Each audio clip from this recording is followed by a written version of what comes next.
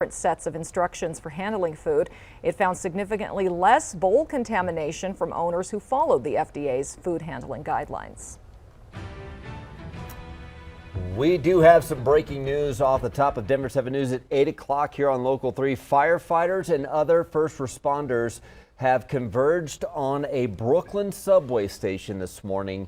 At least 13 people were taken to the hospital after a series of shootings, and this took place across two different subway stations, one at 36th Street, one at 25th Street. At least 4 suspicious devices were also found. Witnesses say there was some sort of explosion and then a cloud of smoke. Our ABC affiliate there reports the suspect was wearing a gas mask and a construction vest, so power is now cut to 2 of the train lines there. While that search is underway, we will have updates on this developing story throughout the hour. Well, this comes as Colorado Congressman Joe Neguse is announcing proposals to prevent and recover from mass shootings. There should not be partisan politics in public safety. Also, we're hearing from Aurora's police chief for the first time since she was fired. She's pushing back on the city's story about why she was terminated. Wasn't going to accept her resignation and just walk away. Also, the Denver Broncos are back at Dove Valley behind their new quarterback, Russell Wilson, and we're hearing from a veteran player and comparing the energy of this year's team to their last Super Bowl run in 2015. So a lot of Broncos fans obviously looking forward to the start of a new season, and we're only in off-season training. Thanks for joining us this morning. I'm Brian Sanders. And I'm Nicole Brady. I'm just looking forward to the next season, summer at some point. Taking a live look from the Metro from our Mile High camera. We have a cooler start to the day. We're seeing snow in the mountains and maybe some rain coming our way, Lisa. And the winds too, unfortunately. Windy again today. Take a look at some of these gusts, upwards of around 20 to 40 miles per hour right now. Now, it's been a southwesterly wind, so when you woke up this morning, we actually had temperatures in the 40s and even 50s. Really mild. Now, the mountain conditions right now, a completely different story. We have sunshine down here. We have snow and blowing snow in the high country. Here's the view from Vail Village. It's a beautiful scene there, but Jason will have more on just what a headache it is there on I-70 coming up in just a minute. Highs today are going to be in the 20s in the mountains. We're going to see more snow, a good foot, if not more, possible in spots. We'll talk more about those totals here in just a few minutes. 50s and windy conditions in Denver with a chance for a few rain showers today. And we could see a little snow down here tomorrow. We'll take a closer look at that, the timing of the storm, and your Easter weekend forecast coming up. Yeah, we have chain and traction laws up there right now. We even have a large section of I-70 between Silverthorne and the Eisenhower-Johnson tunnels closed down. This is down at Silverthorne. That would be the eastbound side. Here's the westbound side, and they allowed some of the plows to drive through there, but you're not seeing any traffic going on the westbound side either, going down the hill, because it is just so treacherous right now. Surprised there's even a couple of cars in here. I'm not sure how they're getting through there, but they're supposed to be closed down right now. The rest of the drive down here in Metro Denver looks okay, except for 6th Avenue. Take a look for the drive here where we had, looks like we had something in there that was coming from the merge from Sheridan to go on the eastbound side. And so that looks like it's all open, and now traffic's starting to ease up a little bit. You can see from the drive times that it's still a couple extra minutes going through there, but that's about the only problem on the freeways. We do have some heavy traffic in some of the usual spots though, including 225, I-70, and that north side into downtown. So no other major problems for us on the drive to town. Well, new from overnight, an Adams County deputy was in a crash with a wrong-way driver on I-70, and you can tell from the pictures here, it was a violent collision. Happened near Strasburg just before midnight. The deputy and the other driver are expected to be okay. We should all be able to feel safe at the store or the movie theater or wherever we work. But that sense of safety was shattered a year ago when a gunman opened fire at the Boulder King Soopers, killing 10 of our community members. Congressman Joe Neguse, who represents Boulder, will announce 4 measures today to help prevent another tragedy. Denver 7's Veronica Costa is here, and Veronica, Neguse called for more gun control right after the Boulder shooting. Now he's taking a different approach. He is. This time around, Congressman Neguse isn't focusing so much on guns with these bills, instead helping those impacted when there's something like a mass shooting. So 4 bills aim to do 3 things here. The Safe Workers Act would expand worker safety. It would direct the National Institute of Occupational Safety and Health to run a study on threats of violence in the workplace, and then that study would be used to create the best practices to protect employees. The second bill, the Stop Violence Act, would provide federal money to put in place security measures at some of these places of concern. The Help for Healing Communities Act would help with recovery after a traumatic event.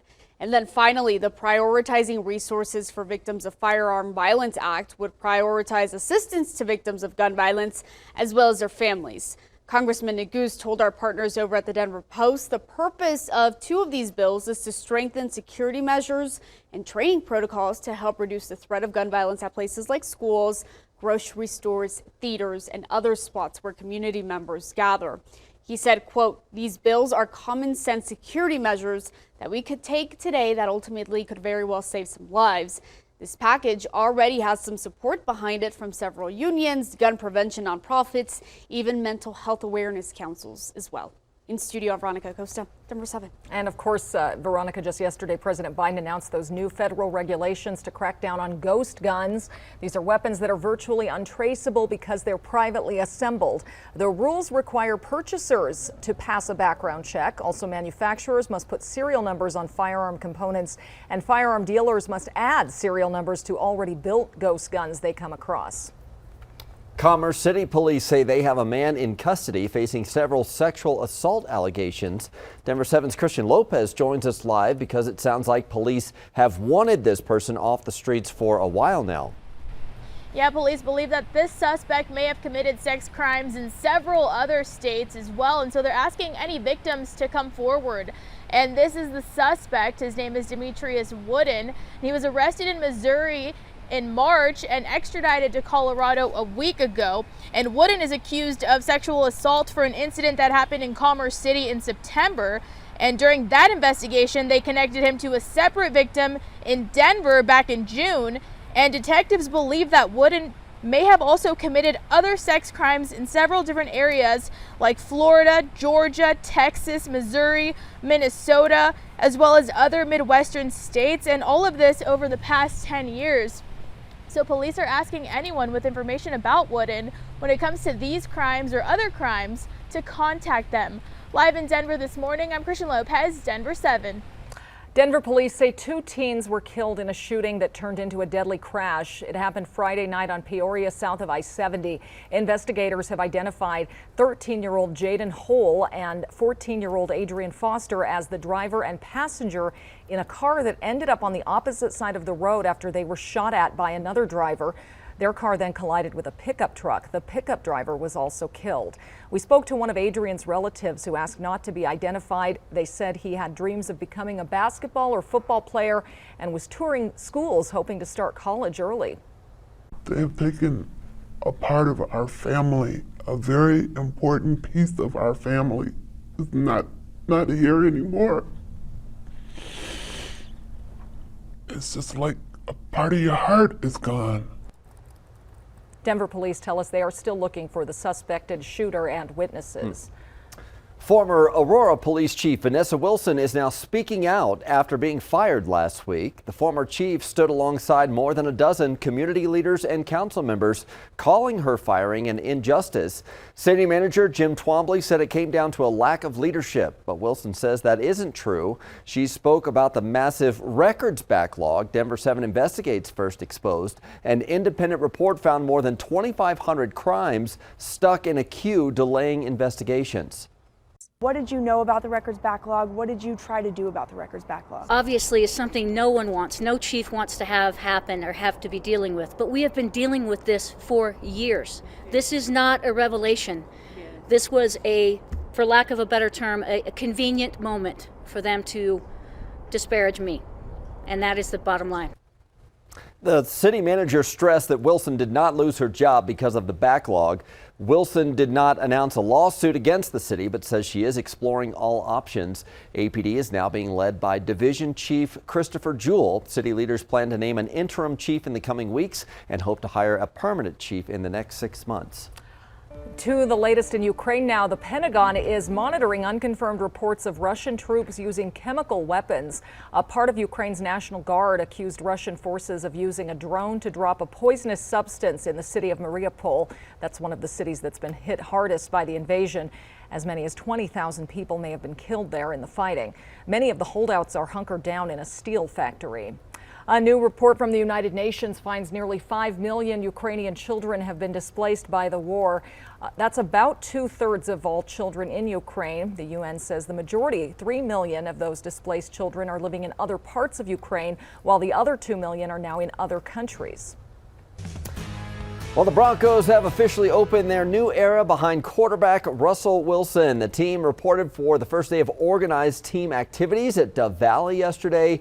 Players can only lift weights and meet with conditioning coaches during this time. But the Broncos also signed Kareem Jackson to a 1-year contract. The veteran safety is back for his 13th year in the league and 4th with the Broncos, and said he wanted to come back because he thinks the Broncos are Super Bowl contenders now.